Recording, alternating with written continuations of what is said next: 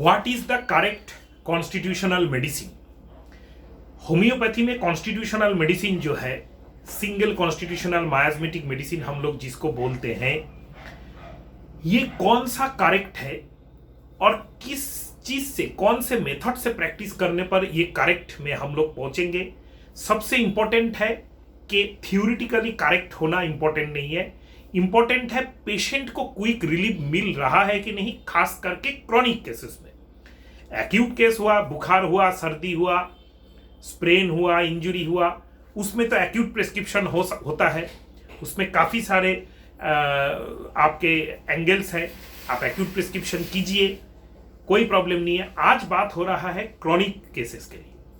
Chronic cases में हम लोग कौन से एंगल से सोचे, कौन से एंगल से पहुंचने पर सिंगल कॉन्स्टिट्यूशनल मायाज्मेटिक मेडिसिन हम लोग सिलेक्ट कर सके।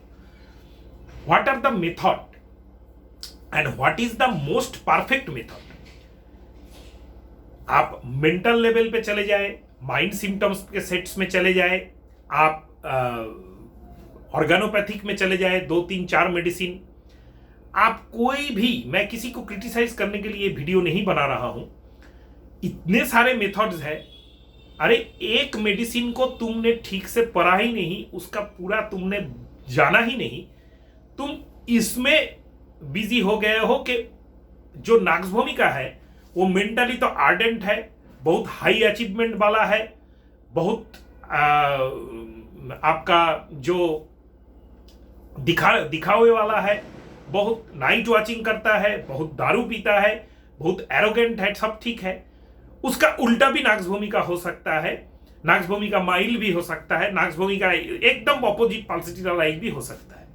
ऐसे जो कॉन्फ्यूजिव स्टेट्समेंट है, ये किताब में सुनने में या फिर एग्जाम में पास करने में बहुत हेल्प करता है, ये प्रैक्टिकली हेल्प नहीं करता है। प्रैक्टिकली आप जब क्लिनिक में है तब आपके सामने जो पेशेंट है, वो पेशेंट आपको एक प्रॉब्लम लेके आया है और कुछ नहीं।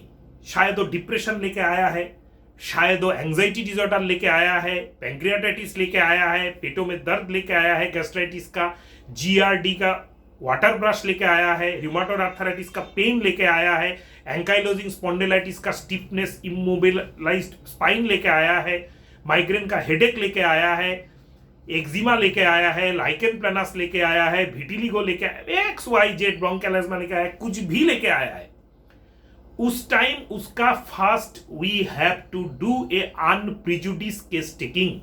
दोस्तों, जो भी ये वीडियो देख रहे हैं, अगर आप होम्योपैथी डॉक्टर हैं, अगर आप होम्योपैथी प्रैक्टिशनर हैं, होम्योपैथी स्टूडेंट हैं, बहुत ध्यान से मेरा बात सुनिएगा और कोशिश कीजिएगा इसको लेके चिंतन करने का कि आपको पेशेंट का आप क्या जानते हैं वो दिखाने का जगह वो नहीं है कि मैं तो सिंथेसिस रिपर्टरी में एक्सपर्ट हूं, मैं तो मायाज्म में एक्सपर्ट हूं, मैं तो माइंड मेथड में एक्सपर्ट हूं, मुझको तो माइंड मेथड का हर रूब्रिक, सिंगल रूब्रिक हो या फिर माइंड मेथड का जो मीनिंग्स है रूब्रिक्स का, उसका एक्सप्लेनेशन, मेटामॉर्फोसिस, सब कुछ मुझको मालूम है।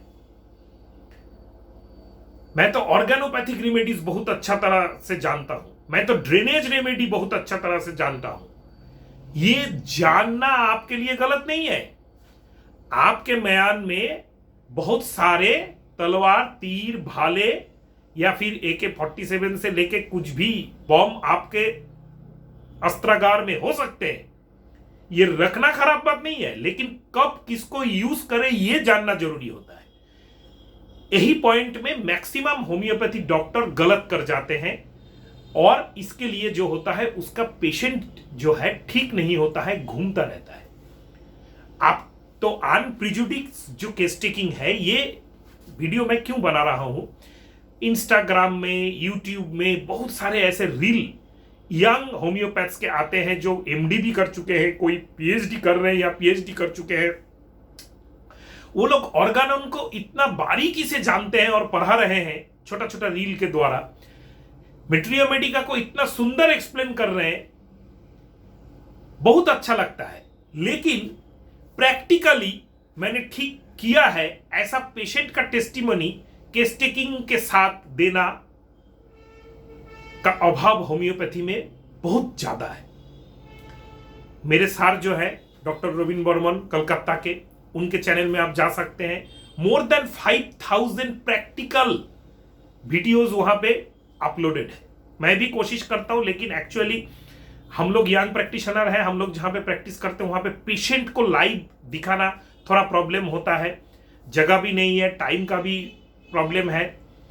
तो मैं जो कोशिश करता हूं, पेशेंट का जो केस टेकिंग मैं करता हूं, केस टेकिंग मेरा प्रिस्क्रिप्शन में पेशेंट को मैं केस टेकिंग दे देता हूं फर्स्ट डे ही, उसका एनालिसिस आप लोगों के सामने रखने का, इसके लिए मेरे चैनल पे एक प्लेलिस्ट है माय क्लिनिकल केसेस बोल के, वो जाके आप देख सकते हैं। लगभग 17 वीडियो वहां पे ऑलरेडी 17, 18, 19 वीडियो वहां पे मैंने अपलोड किया है। आप देखिए कैसे मैं केस टेकिंग करता हूं, कैसे एक पेशेंट का एनालिसिस मैं करता हूं, क्या मेडिसिन मैं देता हूं और क्या रिजल्ट उसका आता है, सब कुछ वहां पे आपको मिल जाएगा। तो ऐसे रिप्रेजेंटेशन वीडियोस होम्योपैथी में बहुत कम है। होम्योपैथी में थ्योरेटिकल बहुत अप्रोच ज्यादा हो चुका है। अगर एक पेशेंट को कहां एलोपैथी से या दूसरा पैथी से होम्योपैथी को अलग करता है, कौन सा चीज, फर्स्ट ऑफ ऑल मेडिसिन अलग करता है, डायनामाइजेशन अलग करता है, वाइटल फोर्स अलग करता है, ड्रग प्रूविंग अलग करता है, मैं भी जानता हूं।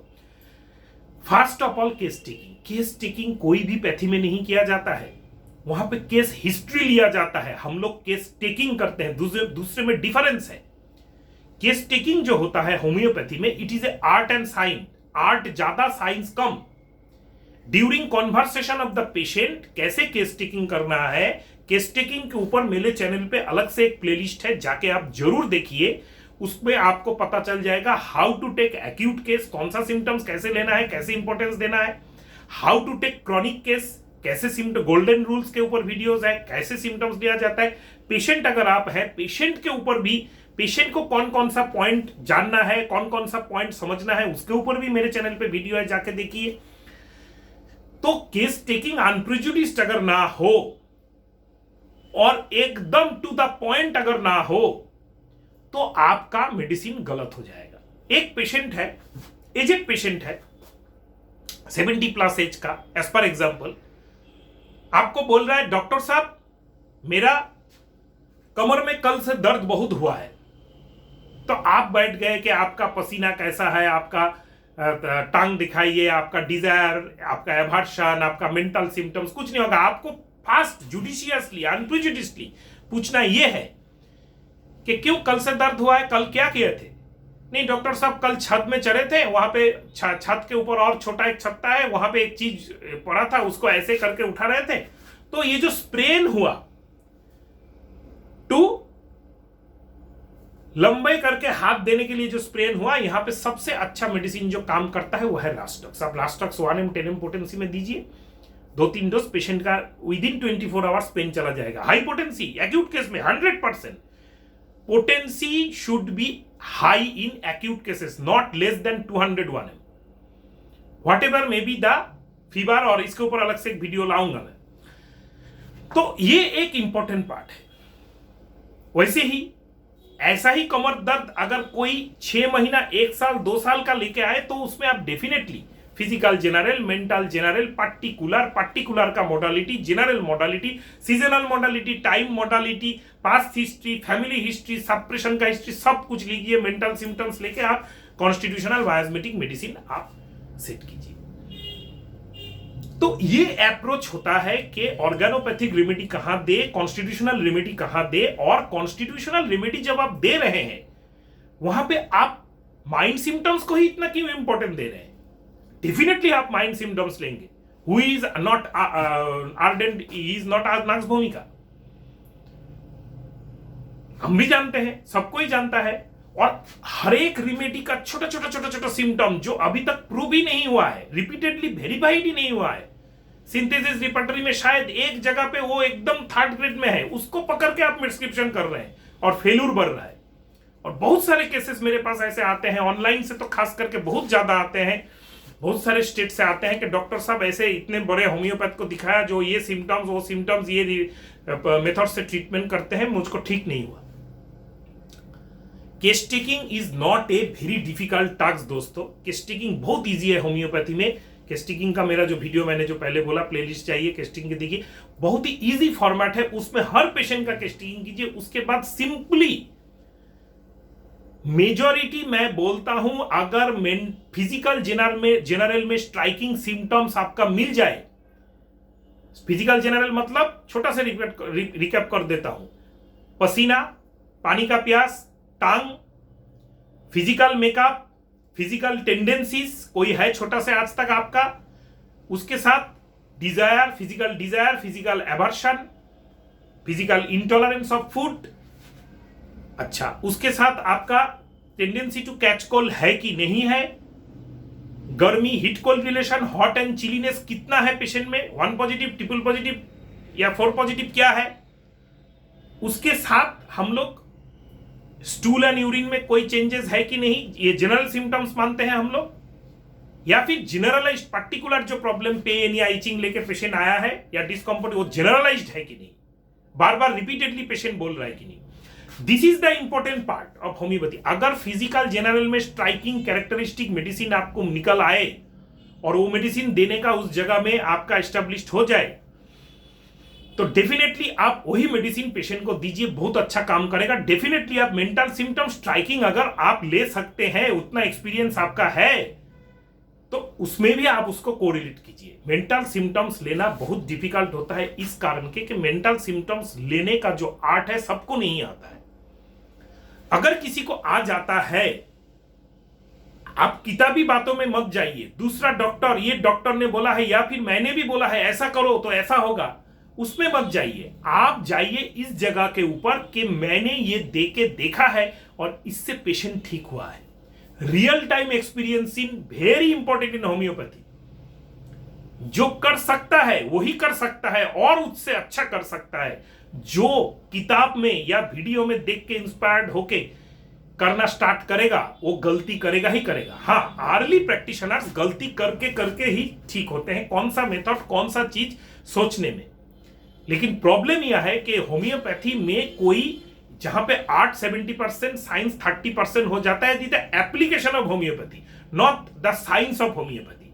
Science of homeopathy is 100% science, but the application is 70% art 30% science. Because homeopathy एक डायनामिक एंटिटी है जहां पे मन का और डायनामिक एंटिटी का गुरुत्व बहुत ज्यादा है। इसको अगर आप समझ नहीं पाए तो ये आर्ट जो है आपके हाथ से निकल जाएगा और आप कहीं पे सेंसेशनल मेथड, कहीं पे माइंड मेथड, कहीं पे मायाज्मेटिक मेथड, कहीं पे क्लासिकल मेथड, कहीं पे ऑर्गेनोपैथिक मेथड, कहीं पे ड्रेनेज मेथड, कहीं पे कीनोट प्रेस्क्रिप्शन, कहीं पे कैरेक्टरिस्टिक प्रेस्क्रिप्शन, कॉन्फ्यूज्ड होते जाएंगे और आपका पेशेंट ठीक नहीं होगा।